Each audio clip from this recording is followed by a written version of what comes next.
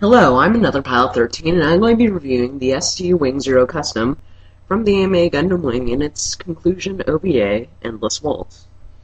It comes with the twin buster rifles, which, having the only gimmick in the kit, combined into the twin buster rifle, an ST Hero Yui, a solid white beam saber, the Angel Wings, and the ST Wing Zero Custom unit itself. I'm going to go over range of motion first with the wings, and I'll be starting with these secondary ones, as I'm going to call them here. Okay? Around, across like this.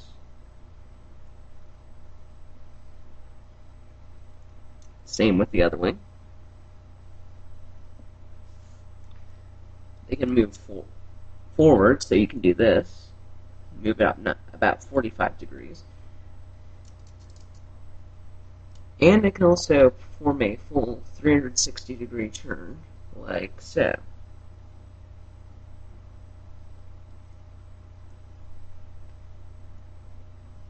The main wings are on a spinnable joint here, and it can go a full 360 degrees.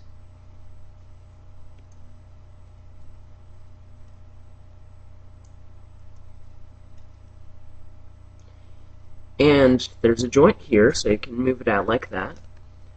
And the wings, the feathers themselves, can go forward, sort of sideways and back, and also a full 360-degree turn because of the pulley gap there. And that's as far as it goes for the wings.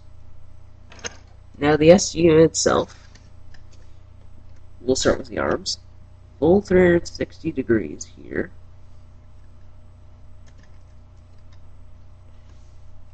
90-degree here. And you can pull it out like this, so I can wield the twin buster rifle with both hands. All the way out and back.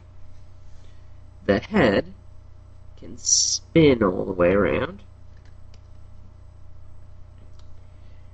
And it can sort of go up and down, but not enough to make anything really dynamic or truly noticeable. There's a bit of waist movement, but not that much. If you push any further than this, the waist part right here will start splitting. And the feet, legless SDs have. The feet can go like this. But the lack of legs helps with stability overall. Now let's connect the wings in. There's 3 connection pegs here, and 3 holes right here. So let's connect this.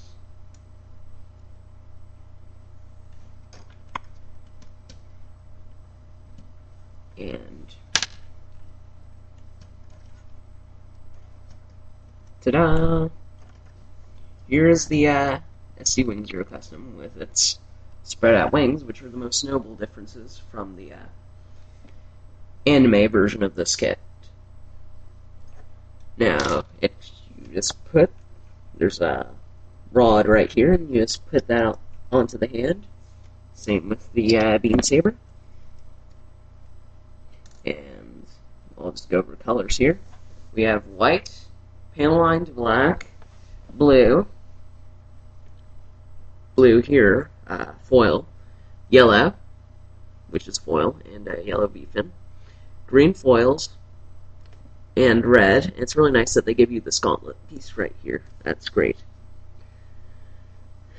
Okay, now let's go over the goods and bads of this kit, and I'll come to my conclusion. Well, good things? I'm going to start with a small thing. The ST Hero Yui is nice. He has lots of room to be painted, so he's actually paintable, unlike those 1/100th pilot figures, which I wonder how people actually paint sometimes. I like how the angel wings are articulate, and I like how the kit overall is very articulate, and that really helps when you want to create a dynamic pose. Another good thing is they give you the foils for this. That's nice if you just want to build out of the box, and that's good. But I'm probably going to go over that later with some paint.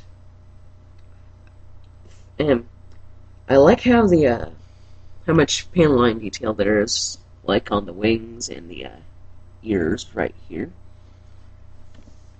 And I like how they give you the separate Buster rifles. It's good. I am glad it wasn't molded in one piece.